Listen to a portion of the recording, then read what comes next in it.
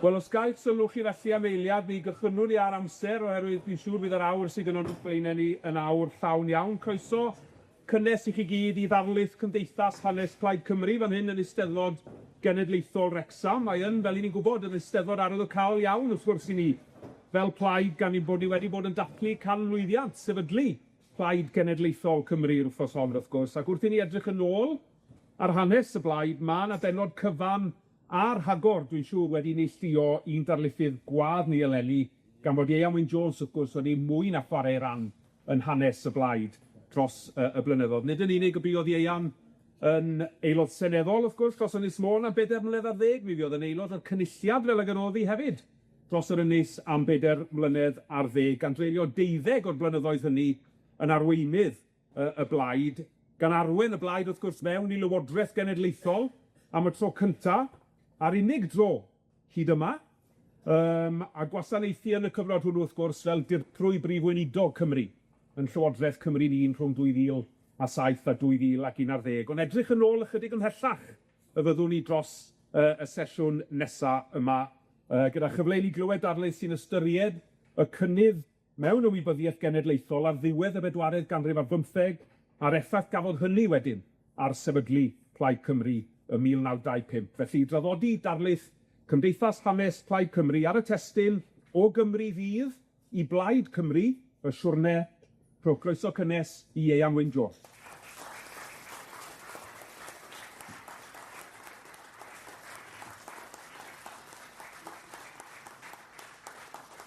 Wel, anwyl gyfeillion, diolch yn fawr iawn i Llyr am yr cyflwyniad hael iawn yna, ac beth cyntaf dwi eisiau gwneud ydy diolch am y fraint, a dwi yn ystyried un fraint o gael traddodi darlith, nid yn unig i Gymdeithas hanes Plaid Cymru, ond hefyd ar gyfnod mor bwysig i ni fel Plaid, sef dathlu'r camrwyddiant.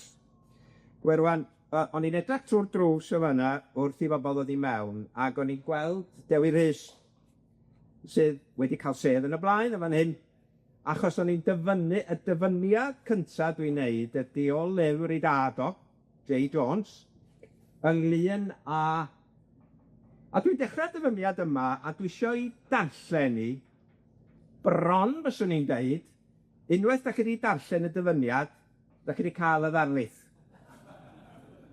Ond gan bod gyda ni 3/4 awr amser, mae well mi ymelaethu dipyn bach ar ei benno. Ond gai jyst dweud, dyfynnwn ni o fel hyn. Tom Ellis oedd y pennaf a'r cywiraf glatgarwr o blith aelodau seneddol cyfnod Cymru Fydd yn niwedd y ganrif ddiwethaf, medda Jay. Yn anffodus, cymerodd yntau swydd yn ei blaid Saesnig, eithir bu farw'n ddian wedyn blwyddyn cyn troad y ganrif. Parhau'n arwr yn sir yn ein hardal ni o leiaf, ac nid oedd ei hen gartref nepell o Felynywig. A jyst er mwyn profi bod Jay yn deud y gwir, a nid ryw gelwyddgi o wleidydd oedd o, dyma ni'r bwlch rhwng Felynywig ac Cemdwysarn, sef cartre Tom Ellis, ryw 9 milltir mewn gwirionedd. Safai llun mawr ohono uwchben ein silff ben tân yn y boti fawr, a thano y geiriau, a dwi di, mynd i ddian wan. Ysbrydiaeth a nod cenedl, medda T. Ellis, ydy hunanlywodraeth. A mae'n darfod i ddyfyniad drwy ddeud ei safiad dros Gymru a arhosau yng nghof ein hardal ni ac a drosglwyddi i ni'r plant. Wel, mae'r dyfyniad yna'n bwysig oherwydd mi o'na rai, ond nid pawb, o aelodau cynnar Plaid Cymru yn gweld cysylltiad rhwng Mudiad Cymru Fydd yn y bedwaredd ganrif ar 15 a sefydlu Plaid Cymru. A mi fyddai'n egluro bod yna wahaniaeth barn yn aelodau cynnar y blaid ynglŷn â perthnasedd hynny. Ond dwi isio symud ymlaen yn fuan iawn a dweud, bod Cymru Fydd wedi cael ei sefydlu yn 1886 ac yn cael ei weld yn rai fel rhagflaenydd Plaid Cymru, mi o'na nifer o aelodau cynnar y blaid isio creu bwlch rhwngthyn nhw a Mudiad Cymru Fydd, oherwydd bod nhw yn gweithio o fewn y drefn Brydeinig. Ac meddai Gruffydd John Williams yn 1935, yr oedd hi'n hanfodol, medda fo, sefydlu plaid wleidyddol Gymreig ar wahân i'r pleidiau Prydeinig. Ac o raid i bob aelod yn gynnar yn hanes y Blaid gori pob cysylltiad efo pob plaid arall ym Mrydain. Ond mi rydw i'n rhedeg o flaen fy hun dipyn bach rŵan. Ar lawer ystyr, mae rhaid mynd yn ôl i 1847, achos yn y flwyddyn honno, fel dwi'n siŵr mae'r cyfarwydd yn gwybod, y cyhoeddwyd yr adroddiad sy'n cael ei alw, wrth gwrs, yn brad y llyfla, gleision. Mae rhyw liw od ydy hwn, mi oedd y clawr yn las, jyst i mi gael profi, mae glas oedd o de, mewn gwirionedd. Mi roedd o'n digwydd bod yn las. Pam sefydlwyd y comisiwn yna yn 1945? Bwriad y sefydliad Prydeinig wrth sefydlu'r comisiwn oedd i geisio gwneud y Cymru fel cenedl yn fwy teyrngar i'r wladwriaeth. Roedd y ffaith bod y mwyafrif o bobl Cymru yn siarad Cymraeg, a dim ond Cymraeg lawer iawn ohonyn nhw, ac hefyd, mae yna ddau beth yn fan hyn, ac yn mynd i'r capel yn hystrach nag i'r eglwys, yn arwain medda'r sefydliad iddyn nhw fod yn genedl wrthryfelgar, protestiadau nhw yn cyfnod y Siartwyr a Beca yn dystiolaeth glir o hynny. Rhaid, medde'r wladwriaeth, o dysgu Saesneg i'w plant, i denu nhw nôl i'r eglwys gwladol a gwneud nhw fwy'n teyrgar i'r wladwriaeth. Wel rwan, os da chi isio creu cenhedlaeth newydd o genedlaetholwyr, mynnwch newch chi bod pobl yn darllen adroddiad y comisiynwyr i hanes y cyfnod yna. Oherwydd mae heissigrwydd nhw, a'i hegweddau nawddoglwyd tuag at siaradwyr Cymraeg, a'i hymlyniad at ymneilltuaeth a angydffuriaeth yn rhedeg drwyddo fo i gyd. Mae rhaid cydnabod, wrth gwrs, oedd cyflwr addysg yn wael yng Nghymru yn y cyfnod yna. Hynny'n benna oherwydd diffyg cymwystera'r athrawon. Ond doedd cyflwr addysg i'r werin yn Lloegr fawr gwell, chwaith. Ond, wrth gwrs, mi roedd y naratif roedd y comisiynwyr a benodwyd gan y Llywodraeth yn golygu mai diffyg sgiliau Saesneg oedd i Gymru, bod pethau mor ddrwg yng Nghymru. Un enghraifft gymlith llawer sy'n britho'r adroddiad, a bedwch chi mo'i ddarllen o'n y fan yna, o mi ai drwyddo fo mewn eiliad, oedd mai diffyg sgiliau Saesneg oedd y broblem. A doedd yr athrawon ddim yn medru siarad Saesneg yn dda. Fe ath Tom Ellis i ysgol Britanaidd Llandderfel. Ac os ydych chi ddarllen be mae'r adroddiad yn ddeud am athro Llandderfel yn 1845 oedd oedd yn deall Saesneg yn weddol dda meddent, ond fe siaradau with a Welsh idiom, and not always grammatically. Wel, dyna chi ddamnedigaeth ar yr athro druan. Felly roedd yr awydd i ddysgu'r Saesneg i'r Cymru, a hynny ar draul y Gymraeg, yn rhedeg ochr yn ochr ar awydd i ddwyn nhw nôl i'r eglwys. Ond oedd y ffaith o ddeithbwyd ati i ddilorni angydffuriaeth yn seryn, wrth gwrs, ar foesau'r Cymru. Gellir crynhoi safbwynt y comisiynwyr drwy ddweud, mae unig barn nhw ffau o anfoesoldeb oedd y capeli, right? A lle hel merched a hel dynion. Oedd y seiat. Mi roedd ymateb yr arweinwyr crefyddol y gynnon ni'n Nghymru yn chwyrn yn erbyn yr ymosodiad ar y capeli.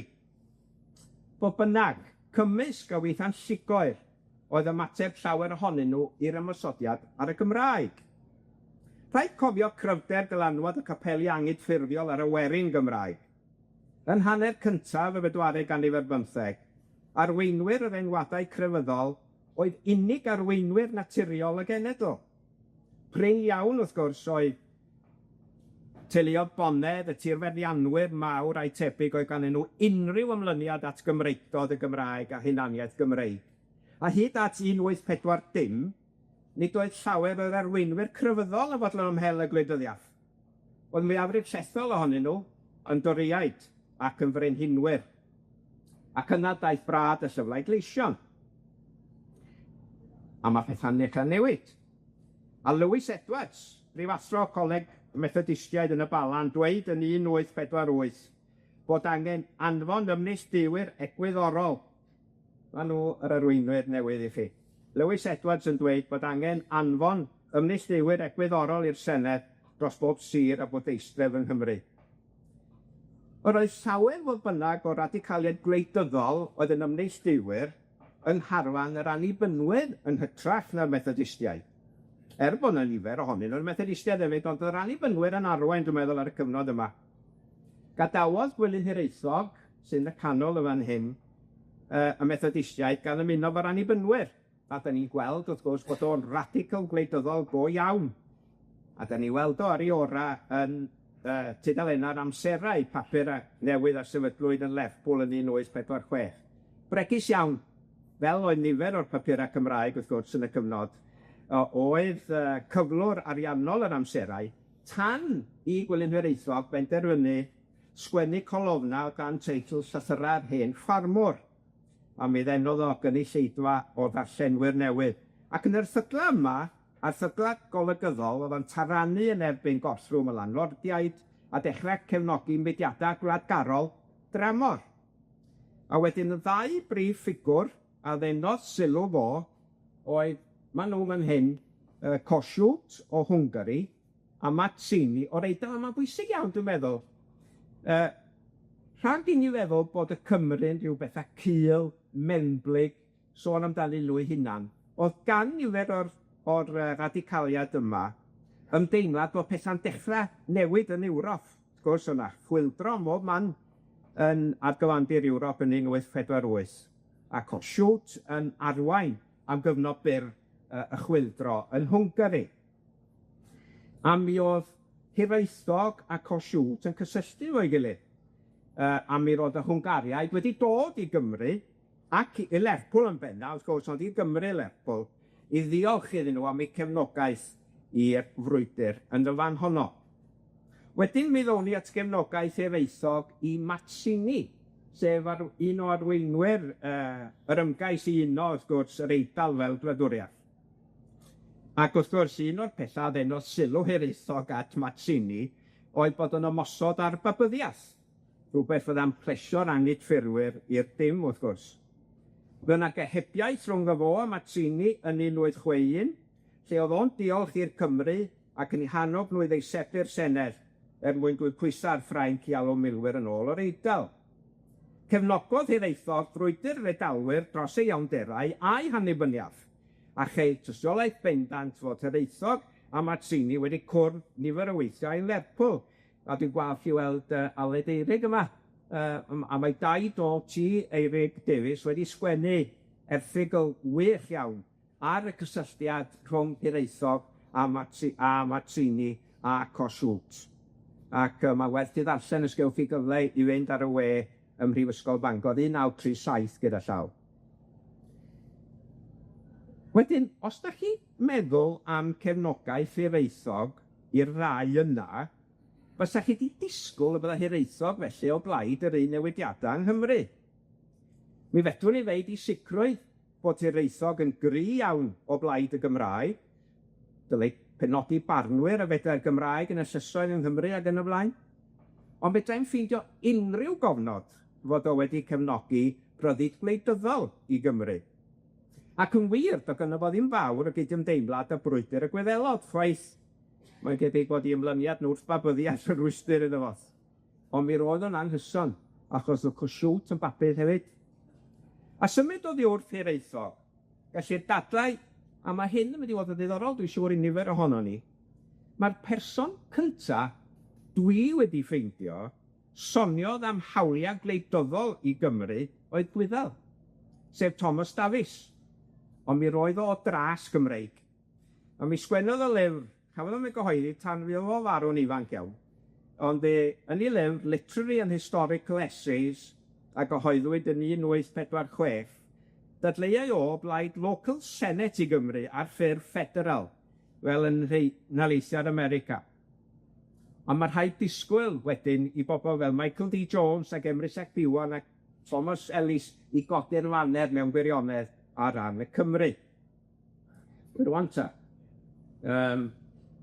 dyma chi'r ddau sy isio ni dreulio chydig bach o amser jyst i'n trafod eu cyfraniad nhw.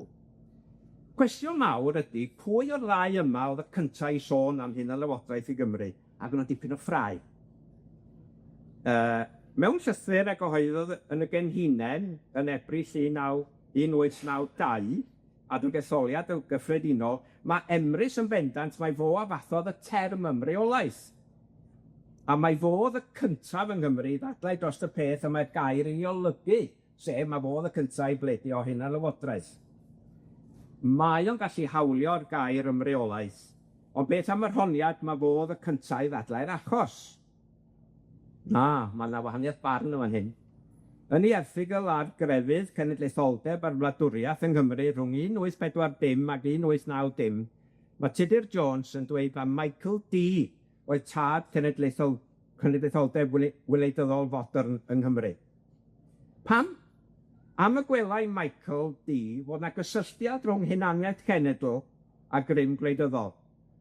Fod yr rhan fwyaf o arweinwyr crefyddol a genedl yn ddigon hapus fod Cymru'n rhan o Brydain, roedd Michael Dee yn dadlau fod Cymru'n grŵp diwylliannol lleiafrifol ym Mrydain, a'r Saesneg fel iaith y mwyafrif yn iaith ddominyddol. Mwyn iddi barhau, byddai'r rhaid i'r Gymraeg sicrhau, gwrandwch ar hyn wan, yr rhaid i'r Gymraeg sicrhau statws swyddogol yn sferau gwleidyddiaeth, addysg a'r gyfraith. Unwaith roedd hynny wedi digwydd, hunanlywodraeth fydda'r canlyniad yn hytrach nag annibyniaeth. Yn wir, prin iawn os o gwbl ydy'r cyfeiriad at annibyniaeth fel prif nod cenedlaetholwyr Cymreig yn y bedwaredd ganrif ar bymtheg. Pen llanw bod bynnag dadl Michael Dee oedd y dylid ystyried Cymru fel yr Iwerddon a'r India fel trefedigaetha. Fodd y cyntaf ni gyfnod i weld yr angen i Gymru, gwrandwch ar hyn wan, fodd y cyntaf ni gyfnod i weld Cymru rheoli adnoddau naturiol, dŵr a mwyna a defnyddio bydd y genedl, beth sydd wedi newid yn disgwrs gwleidyddol ni. Byddai hynny'n creu gwaith ac yn arafu'r ymfudo cynyddol o Gymru, Loegr a thramor. Yn y bedwaredd ganrif ar bymtheg, gweled petrymau trafnidiaeth yn Cymru fwyfwy wrth Loegr, a thrwy hynny gwelwyd yng ngeiriau Prys Morgan, system o anghyfartaledd economaidd, gan bwysleisio i'r Cymru fod ei heconomi'n un israddol ac yn bennaf yn gwasanaethu anghenion cyfalafiaeth Saesnig. Erbyn yr 1870au, gwelwyd twf mewn sentiment imperialaidd yng Nghymru, a hynny'n cyd-fynd efo'r twf aruthrol yn y trefedigaethau Prydeinig, a'r bri honedig y wladwriaeth ar y llwyfan rhyngwladol. Yn hyn o beth, wrth gwrs, oedd Michael Dee yn rhwyfo'n erbyn y si. Ni welai fod yna unrhyw gysylltiad rhwng imperialaeth a chydnabyddiaeth o hawliau cenedloedd. O gan fod ddiffyg ymddiriadaeth dwfn yn y sefydliad gwleidyddol Prydeinig, gan ddatgan mai bwrniad o dileu'r genedl Gymreig yn llwyr. Hynny, mi roedd yn ymwybodol o ymystyngiad lawer o'r Cymru, gan fod y berthynas rhwng Cymru a Lloegr yn anghyfartal. Yr unig ffigwr amlwg arall a'n cytunau fo safbwynt lleiafrifol Michael Dee ar y pryd oedd Emrys ap Ieuan. Aelod o Methodistedd Calfinaidd oedd Emrys, wrth gwrs, o'i gymaddu a Hiraethog a Michael Dee oedd yn annibynwyr. A phan honnodd Emrys, mae bo oedd y cyntaf i ymgyrchu o Blaid hunanlywodraeth, dyma Michael Dee yn gyrru llythyr ato fo'i atgoffa fo. Na, si fi oedd y cyntaf. Math o'n wneud yn ei gyhoeddus, dyna chi beth braf, ynde? Lle bod wedi gyrru llythyr i'r papur yn dweud fi oedd y cyntaf, jyst gyrru llythyr bach preifat iddo fo. A fel Michael Dee, dedleia Emrys, mae'r iaith Gymraeg oedd sylfaen hunaniaeth Gymreig, gan gondemnio agweddau imperialaeth Prydain, a chefnogi mudiadau Gwyddelig a frwydrau dros hawliau cenedlaethol. Ac wrth gwrs, ni'n gwybod i Emrys dynnu ni cacwn yn ei ben, ac yn ei rwystro fo rhag mynd yn cael ei urddo fel gweinidog oherwydd bod o'n erbyn yr achosion Saesneg yr English cause ar y pryd. Ond oedd o'n dadla, wrth gwrs, bod i'n Gymru hawl i gael Senedd Genedlaethol fod yn ateb anghenion Cymru. Roedd pob cenedl yn gyfartal yn ei farn o, Cymru, Iwerddon a'r Alban, ac i gael yr un hawliau a Lloegr. Amddiffyn y Gymraeg, wrth gwrs, oedd wrth raidd cenedlaetholdeb y ddau.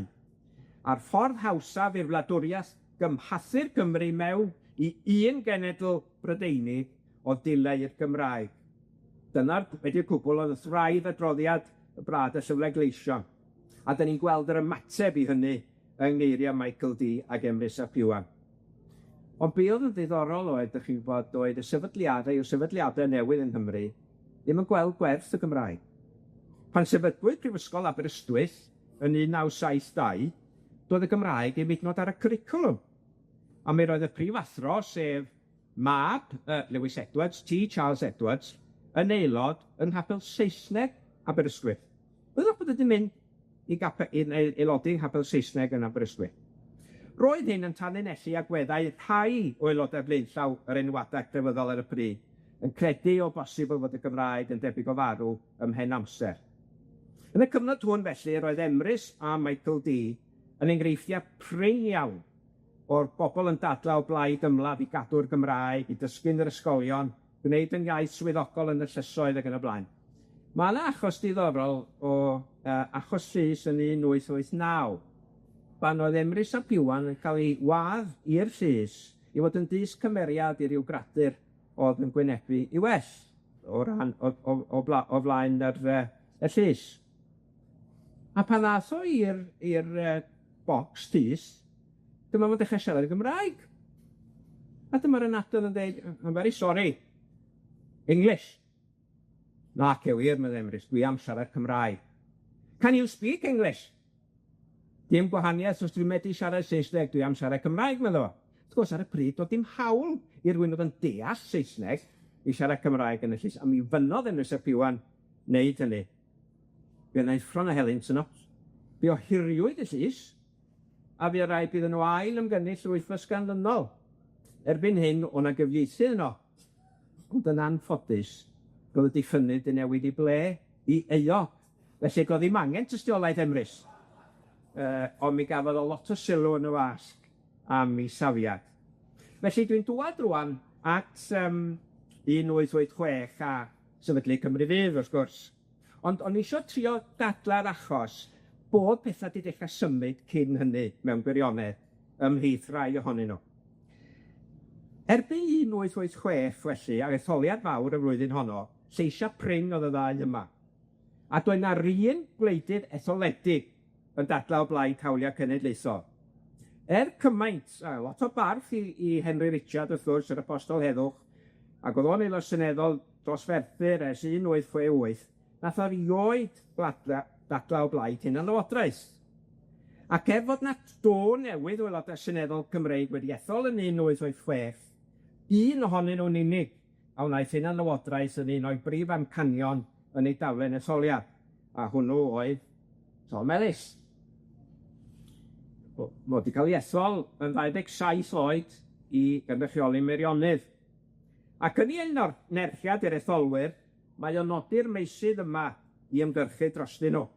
Ymreolaeth yr Iwerddon, datgysylltiad yr eglwys, gwell gyfundrefn addysg, diwygio'r deddfa tir, ac ymreolaeth i Gymru. Be oedd yn ddiddorol ynglyn â Tom Ellis, o wahanol i gweddill aelodau seneddol Cymru oedd yn ymneilltuwyr, oedd o'n gweld y tri pwnc yna, datgysylltiad, gwella'r gyfundrefn addysg, a diwygio'r deddfa tir, nid fel mesura unigol, ond fel rhan o'r frwydr dros hunaniaeth Gymreig. Hynny ydy, oedd popeth i fod yn ddarysgyngedig i'r ffaith bod angen i Gymru gael senedd i hun. Wel, oedd hi dath hynny, pan bod Tom Ellis yn dadla'r achos yma? Ath o'i brifysgol yn Aberystwyth rhwng 1875 ac 1879, ac yn rhyfedd iawn, nid yn y fan honno gafodd o yr ymlyniad wrth i genedlaetholdeb. A ddaru hyd yn nod T. Charles Edwards berswadio Tom Ellis i ymuno yn y capel Saesneg yn Aberystwyth, rhyfedd y fyd. Felly nid yno, ond mi ath o i Rhydychen yn 1879, ac yn ei ddyddiau cynnar yn y fan honno, gynno fo ddim cydymdeimlad o gwbl efo achos y cenedlaetholwyr yn yr Iwerddon. Ond yn raddol bach, dros gyfnod o 4 blynedd, aeth ei gweddau yn fwy radical ac yn genedlaetholgar, ymroni ar fod yn sosialydd mewn gwirionedd yn yr adeg yna. Mae sawl reswm i gyfri am hyn, ond cyfyngon yn sylw i'r ffaith i syniadau Thomas Davies y Gwyddel, da fi wedi clywed amdano fo eisoes, a Mazzini ddod i sylw fo. Fel y gwelsom eisoes, fe ddedleodd Thomas Davies o blaid ymreolaeth i Gymru yn 1846, a llais yn yr anialwch oedd yn y cyfnod hwnnw, ond meddai Tom Ellis yn 1890, Thomas Davies a Mazzini oedd fy nau athraw gwleidyddol a chenedlaethol. O pwy oedd Thomas Davies? Doedd o'n un o'r ffigurau mwyaf amlwg, mae'n debyg, ym mudiad cenedlaethol yr Iwerddon. Roedd o'n lenor ac yn fardd, a fuodd o farw yn ei ddegeiniau cynnar. Ond mi roedd o hefyd yn olygydd cyntaf y genedl, papur mudiad Young Ireland. Sefydlwyd Young Italy gan Mazzini fel rhan o'r frwydr i newid pethau. Fel mae gair weithiau'n jyst wedi cyfleu symudiad o newid. Mi roedd Mazzini wedi bathu'r term Young Italy. A dyna be ddigwyddodd mewn nifer o wledydd o gynnwch chi Young Ireland a hyd yn oed Young Wales, achos dyna oedd yr enw Saesneg ar Cymru Fydd. Davies felly yn dadle, mi roedd Davies yn pelio at Tom Ellis, achos, a bod yn onest, mi roedd na elfennau romantaidd a diwylliannol yn ogystal â rei deallusol yng nghenedlaetholdeb Tom Ellis. Person arall, dra gwahanol tro yma, y ddaeth Tom Ellis ar ei draws, oedd Gwyddel arall, Michael Davitt. Ymgyrchydd radical oedd Davitt yn arbennig ar bwnc y tir, ac un o sefydlwyr cyngrau'r tir yr Iwerddon. Gafodd o'i garcharu yn 1870 ar ôl i gael yn euog o fasnachu gynnau yn anghyfreithlon. Wedi i ryddhau ath o'n siaradwr cyhoeddus o fri. A mi roedd Michael Dee yn awyddus i ddenu o'i Gymru, a mi ddoth o'i Gymru, a mi siaradodd ym Mlaenau Ffestiniog. O'na 2,000 o bobl yn gwrando yn y Blaid Ffestiniog. Ond y realiti oedd, o'na fawr ohonyn nhw, ddim llawer o'n nhw'n ei ddast o'n ydw, achos oedd o'n siarad Saesneg. Ond beth bynnag, mi roedd o, gath o bonllefau o gymeradwyaeth yn y fan honno. A wedyn oedd y gohebiaeth rhwng David a Tom Ellis yn amlwg wedi symud y ddadl y marn Tom Ellis ymlaen tuag at hunan-lywodraeth. A fel y gwelsom ni felly, Tom Ellis oedd yr ymgeisydd cyntaf mewn etholiad i'r Senedd i gynnwys hunan-lywodraeth fel rhan o'i anerchiad, ond mi roedd o'n llais unig iawn pan etholwyd ef i'r Senedd. Rhaid oedd ceisio lledaenu'r gefnogaeth yn ehangach, a chafwg ganlyniad sefydlwyd mudiad Cymru Fydd yn 1886, a hynny yn Llundain o bob man. Y rhai ei sefydlodd oedd Tom Ellis, aelod seneddol, J. Lloyd, yr hanesydd amlwg, O.M. Edwards, a ddysgwr ysgolhaig ac hanesydd, a Llywelyn Williams oedd yn newyddiadurwr ac yn gyfreithiwr. Prif nod Cymru Fydd oedd gwneud yr achos o blaid hunan-lywodraeth. Ond mi roedd na agweddau diwylliannol i'r mudiad yn ogystal, a dyna mewn gwirionedd oedd prif ddiddordeb O.M. Edwards. Mudiad tu allan i Gymru oedd o yn y blynyddoedd cyntaf, sefydlwyd yr ail gangen, nid yng Nghymru, ond yn Lerpwl. A dim ond yn 1891, a hynny'n y Bari, sefydlwyd y gangen gyntaf yng Nghymru, a nifer wedyn yn cael ei sefydlu ledled y wlad a cyhoeddi cyfnodolyn o'r enw Cymru Fydd yn 1888, a'r golygydd cyntaf oedd adfyfyr neu Thomas John Hughes.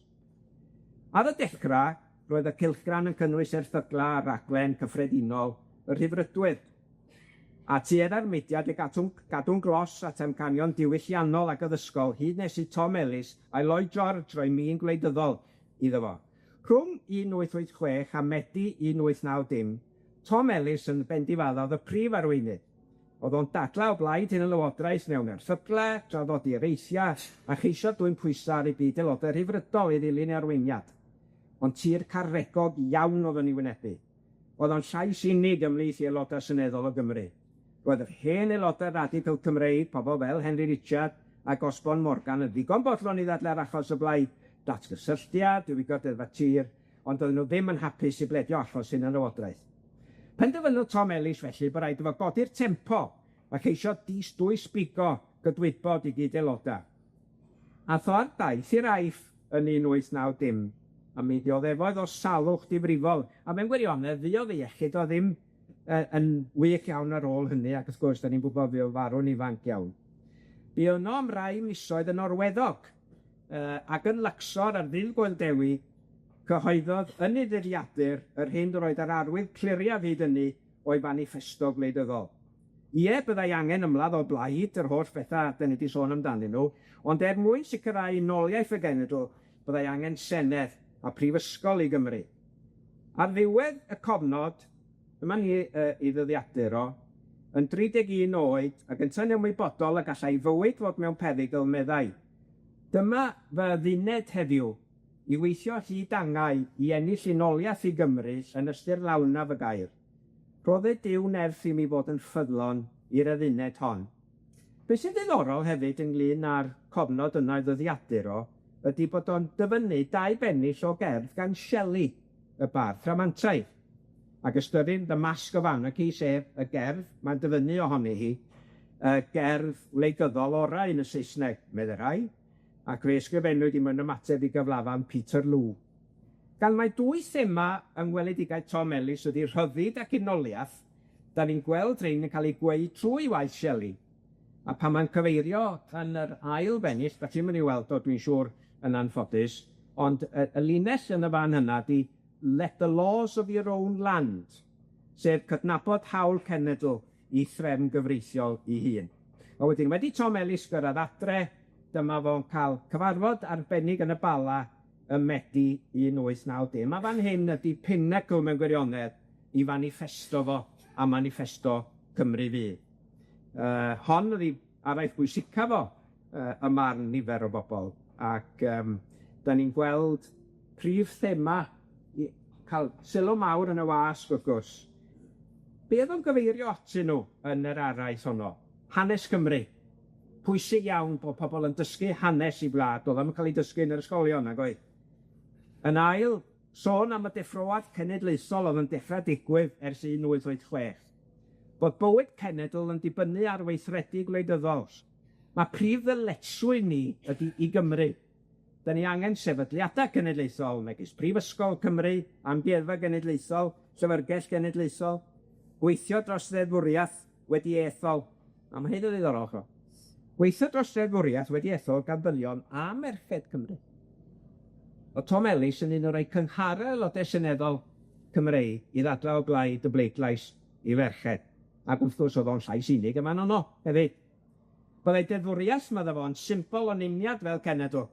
Byddai'n llais sy'n cenedligrwydd ac yn llenwi'n gobeithio'n fel pobl.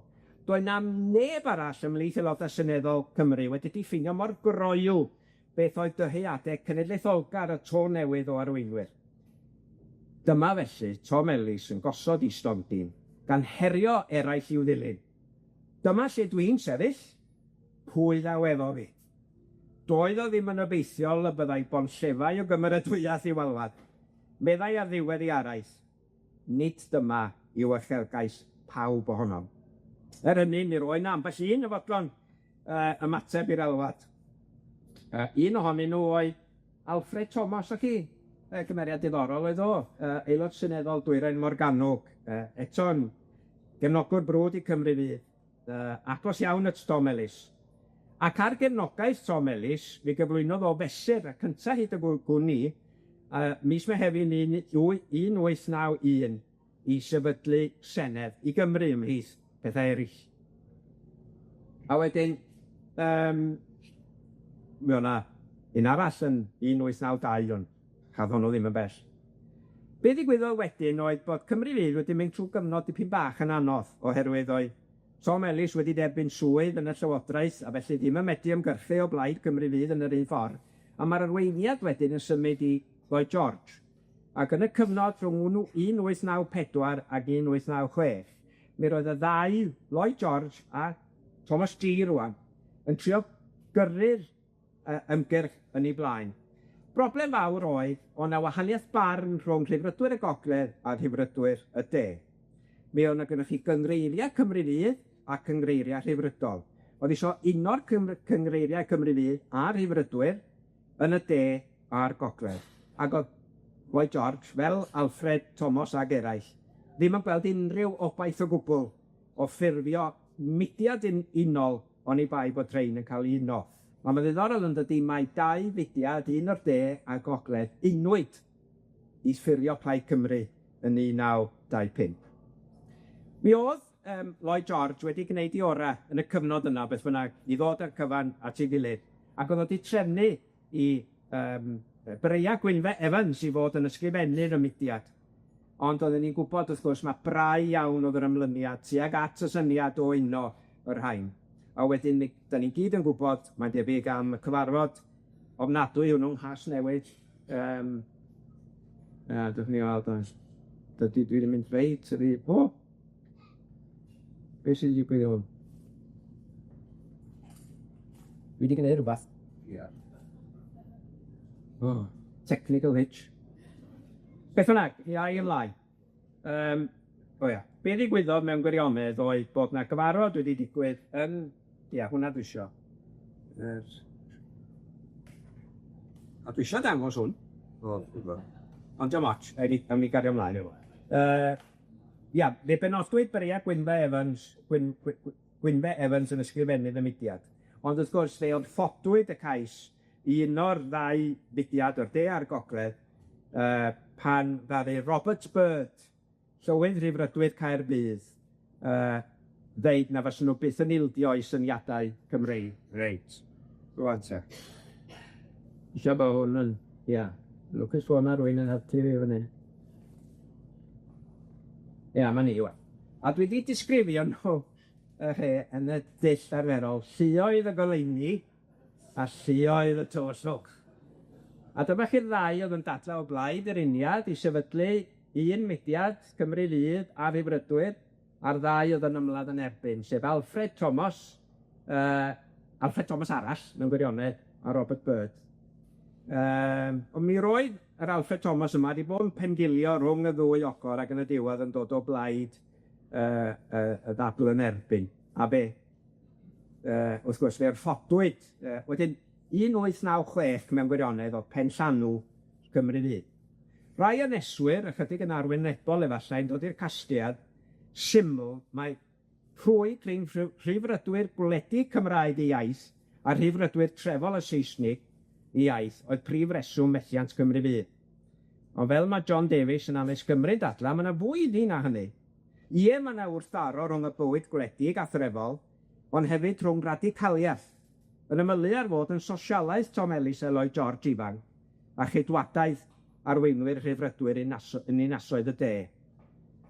Byddai'r asiad, a dyma sy'n ddiddorol, a mae John Davies yn rhaid dipyn o heit o hwn, byddai'r asiad rhwng radicaliaeth y gogledd ac egin sosialwyr y de wedi bod yn gymhathiad llawer iawn haws. Ond yn y pen draw, roedd ymlyniad Lloyd George a'r eraill i blaid Rhyddfrydol yn llawer iawn rhy gry. Ac felly, mai methiant fi yn drechion arweinwyr Cymru Fydd, rhaid cydnabod hyd 1886 roedd na neb ar lefel seneddol wedi bod yn ddigon dewr i godi achos Cymru fel hynny cyn hynny. Gwelwyd Tom Ellis fel arweinydd deallusol y mudiad, a Lloyd George yn ddiweddarach fel arweinydd ymgyrchol. Rhaid cofio hefyd mai wrthblaid oedd y blaid Rhyddfrydol yn llawer iawn o'r blynyddoedd yma, felly doedd na ddim modd iddyn nhw hyd os nhw wedi cael mwyafrif ymhlith y Rhyddfrydwyr i wneud dim byd ohoni.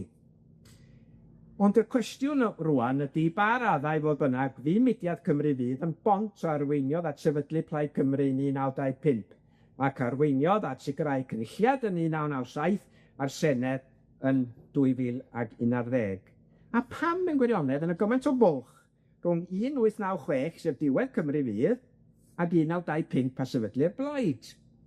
Na nifer fawr o resyma am hynny, ond dwi eisiau edrych yn brysio iawn ar y 30 mlynedd rhwng y ddau, ac os ydych chi eisiau darllen mwy am y cyfnod yna, mae llawer iawn o haneswyr yn tueddu i fynd dros y cyfnod yna gan anghofio fo.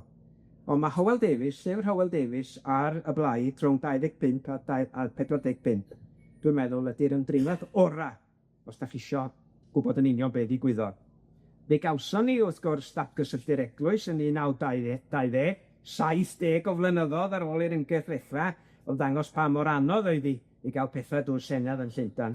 O holl ymgyrchoedd cenhedlaeth Cymru Fydd, datgysylltu'r eglwys a sefydlu Prifysgol Cymru yw'r unig ddau a lwyddodd mewn gwirionedd, fod ryw gymaint o welliannau wedi sicrhau yn y gyfundrefn addysg drwyddi draw, a gweld sefydlu adran Gymreig o fewn i'r Bwrdd Addysg yn ddiweddarach, a Bwrdd Iechyd yn diweddarach wedyn. Penodwyd Owe Edwards yn brif arolygydd ysgolion yng Nghymru, ac yntau'n brwydro dros sicrhau dysgu Gymraeg yn yr ysgolion. Bod bynnag Saesneg oedd cyfrwng addysg yn gyffredinol, yn enwedig yn yr ysgolion uwchradd. Ond fe gafwyd sefydliadau cenedlaethol, Llyfyrgell Genedlaethol a'r Amgueddfa Genedlaethol. Mae yna ddau enw yn byr iawn yn y cyfnod yma, E.T. John, aelod seneddol Dwyrain Dinbych, a J. Arthur Price. Roedd John yn genedlaetholwr brwd, a fe gyflwynodd o fesur o hunanlywodraeth yn y Senedd ym mis Mawrth 1914. Nath o ddim yn bell, wrth gwrs. Nath o wrthod ymuno ar Blaid Newydd yn 1925, gan symud o'r Rhyddfrydwyr, o'r Blaid Lafur i Rhyddfrydwyr, mae J. Jones yn honni iddo droi at y Blaid yn ei hen ddyddiau. Bargyfreithiwr oedd Price, ac oedd o'n genedlaetholwr brwd iawn ac yn sgwennu nifer o'r thygla fuodd o'n gohebu efo Saunders Lewis, ac fodd yn cynnal y fflam, os liciwch chi, efo E.T. John yn y cyfnod yna. A fy'n nifer o gynadleddoedd ar ymreolaeth 1918, 1919, 1922, o'na hyd yn o'd besur yn 1922 wedi gyflwyno i sefydlu Senedd i Gymru, tua 4 neu'r 5 o'r bron, ond methiant fi honno hefyd. Ond dwi yn falch o gadeud, mae aelod seneddol Robert Thomas oedd yn aelod o Fôn gyflwynodd honno. Come on, cheers, gwrdd bobl sy'n. A dyma ni'n dod at sefydlu Blaid ei hun ym mis Awst 1925, gan mlynedd yn ôl i'n mis yma. Gan mai llwyddiannau cymharol fach, nad yn hollol ddibwys oedd rhai Cymru Fydd, a methiant ar y cyfan fydd ymdrechion o blaid dadlau achosion Cymreig yn y Senedd, mae nifer o aelodau cynnar y blaid yn gweld Cymru Fydd yn fudiad rhagarweiniol, bod eraill wrth gwrs yn dadla bod isio, da ni'n sôn byd i wneud fo Cymru Fydd. Hyn ydi mesur, da ni isio plaid hollol newydd. A di ddangos, dwi'n mynd, dwi'n meddwl bod fi'n y lle iawn. Oedd aelodau cynnar y blaid yn y deffra cynta isio ymbellau llwyr oddi wrth Cymru Fydd. A dyma geiriau nhw chi. Ym marn Saunders Lewis, ni ddeithai ddim i Gymru drwy Senedd Saesnig. Meddai Lewis Valentine, mae'r rhai yn mynnu bod y Blaid Newydd yn gyfystyr ar hen blaid Rhyddfrydol mewn ffyrdd newydd, ond ni allir ei wadu'n gryfach na deud nad oes unrhyw gysylltiad rhyngddo ar hen bleidiau. Credai D.J. Williams na ddylai'r blaid fynegu safbwynt o gwbl a dyfodieithau'r Senedd yn Llundain. Rwyf o'r farn meddai na ddylai'r blaid ymyrryd o gwbl y materion y Senedd Saesnig. A fel dwi wedi cyfeirio eisoes, Griffith John Williams, roedd hi'n hanfodol sefydlu plaid gwleidyddol Gymreig. Felly, safbwynt cynnar sy'n ffeinaidd oedd gen y blaid, na ddylid wneud dim byd efo Senedd San Steffan. Ond wrth i amser fynd yn ei blaen, a real politig ymdreiddio i ymwybyddiaeth y blaid, a hynny mewn gwirionedd ar ôl etholiad Lewis Valentine yn 1929, 609 o bleidleisia o anfarwol goffadwriaeth, fe ddechreuodd y polisi o arwahanrwydd lacio i afael. Ac wrth gwrs, yna, lot o drafod yn ysgolha'r blaid ac yn y blaen, a ddylen ni fod yn, os da ni'n ennill etholiad, fynd i'r Senedd i Llundain, ac yn y diwedd, wrth gwrs, yn penderfynu, y bydden nhw'n mynd, bydden nhw yn ennill. Ac felly dyma ni gweld y teimladau'n dod yn fwy cymysg tuag at ymdrechion Cymru Fydd. Yn wreiddiol, wfftio ymdrechion bobl fel Tom Ellis o Nain Lewis Valentine, a hynny fwriadol. Rhaid oedd creu'r pellter yma rhwngthyn nhw a methiant y mudiad hwnnw. Ond wrth i bethau setlo, fe newidiodd sefbwyntio rhai o'r aelodau cynnar. Fe adolygodd Lewis Valentine lyfryn a gyhoeddwyd gan y blaid yn 1956, sef Cliwyr Penllyn. Cynnwys y llyfryn o 3 pennod y gyfraniadau Michael D, O.M. Edwards a Tom Ellis i fywyd Cymru. A'r awduron oedd Gwennan Saunders Lewis a Gwennan Jones, ac wrth gwrs hi, gyda llaw oedd y ferch gyntaf i sefyll etholiad cyffredinol ar y blaid. Dywed Lewis Valentine am y llyfr i fod yn rhoi tipyn o heian yn y gwaed a tipyn o ddur yn y nasgwn cefn yn y frwydr yn erbyn boddi Capel Celyn. Pan ddewiswyd Gwynfor Evans yn ymgeisydd y blaid y Meirionnydd ar gyfer etholiad 1945 ar ôl yr rhyfel, gwelodd ei hun yn llinach Michael D. Jones a'r D. Derfel a Tom Ellis, a'r dydd papur lleol Dolgella ei wneud y cysylltiad yn un amlwg. cymharol llwyddo'r Bryn, safiad Gwynfor dros Gapel Celyn, yn unio fel safiad Tom Ellis dros Ferthyron Rhyfel y Degwm. Ond i roi safbwynt mwy cytbwys o farn Gwynfor am Tom Ellis, meddai yn aros mai, hon, medda fo, benderfyniad i gymryd swydd yn Llywodraeth Gladstone, oedd y weithred unigol a wnaeth fwyaf i atal datblygiad plaid annibynnol Gymreig, a felly rhwystro'r mudiad dros hunanlywodraeth. Ond medda fo wedyn, hawdd beio Tom Ellis yn awr, ond rhaid cofio nad oedd cenedlaetholdeb Cymreig o'n ifanc bryd hynny, ac mae resymol oedd iddo gredu y gallai sicrhau million mawr i Gymru wrth weithio oddi mewn i'r system. Felly, meddwn ni erbyn hyn, be oedd y cysylltiad rhwng mudiad Cymru Fydd a sefydlu Plaid Cymru yn y cyfarfod hwnnw Mwllheli ar y 5 o Awst 1925, gan mlynedd i echddoe. O ystyried geiriau'r rhai oedd y Mwllheli yn y diwrnod hwnnw fawr ddim. Eu bwriad nhw bryd hynny oedd creu cymaint o fwlch oedd yn bosibl rhwngthyn nhw ac arweinwyr Cymru Fydd. Fel arall, sut y medryn nhw gyfiawnhau sefydlu plaid annibynnol gwahanol. Ond wrth i bethau ddatblygu, a plaid dod yn blaid wleidyddol gyfansoddiadol, dechreuodd y safbwynt newid. Os dyn ni'n cymryd geiriau G. Jones, Lewis Valentine a Gwynfer ei hun, roeddent yn derbyn bod sefydlu Cymru Fydd yn 1886 y mudiad cyntaf mewn canrifoedd i ddadlau am hunanlywodraeth i Gymru, am greu sefydliadau Cymreig a chynyddu'r ymwybyddiaeth o genedligrwydd ymhlith y Cymru wedi creu'r amgylchiadau lle gellu sefydlu plaid Gymreig yn yr 20fed ganrif. Gan mai bregus o gafal Cymru Fydd ar y genedl, ac mae nifer cymarol bach o aelodau seneddol Rhyddfrydol oedd yn ei gefnogi, dim ond i'w mwy na 5 ar y mwyaf, doedd ddim rhyfedd iddo fo fethu. Ond o leia, mi roedd y drafodaeth wedi dechrau, a dysgu gwersi methiant Cymru Fydd oedd un o prif amcanion y blaid newydd. Plaid ei theyrngarwch i Gymru, heb gysylltiad â'r pleidiau Prydeinig oedd hi. Ac mai bychan o ddithwl, yr un sy'n ryfeddol amdani yw bod wedi mae hyn yn ffaith i chi. Mae'n rhyfeddol bod Plaid Cymru wedi cadw yn unol fel plaid ar hyd y ganrif yma. Ac erbyn hyn, o fewn dim i fod yn arwain Llywodraeth Cymru. Ia?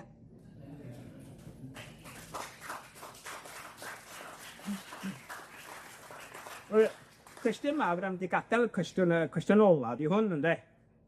Ac i grynhoi, fel yr rwy'n yn gofyn, pryd ti'n mynd i ddeud i grynhoi? I grynhoi. A fydda Plaid Cymru wedi sefydlu yn 1925, pe na bai Cymru Fydd wedi dechrau'r drafodaeth? Mae'n gwestiwn amhosibl i ateb, wrth gwrs. Chi'n meidydd, de. Wrthod ateb y cwestiwn.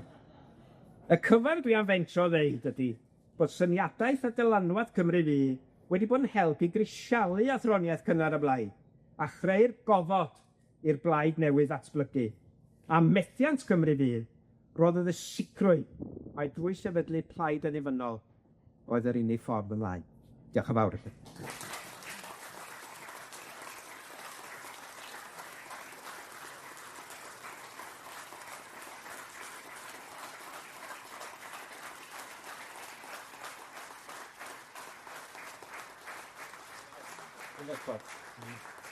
Wel, gai ategu'r diolch yna i Ieuan am ei ddarlith, mae'n berffaith iawn. Mae wedi codi cwr y llen ar gyfnod, dwi'n meddwl, sydd ddim wedi cael yr sylw y mae'n ei heiddi, ond yn sicr mae wedi codi blis i ni gyd i fynd i dwrio ymhellach, dwi'n siŵr. Felly diolch o galon. Cofiwch bod y ddarlith wedi cael ei recordio, ac felly mi fydd na gopi ar gael. Mae yna lawer iawn o ddarlithoedd ac adnoddau difyr iawn ar wefan Cymdeithas Hanes Plaid Cymru, felly ewch i chwilio amdani nhw.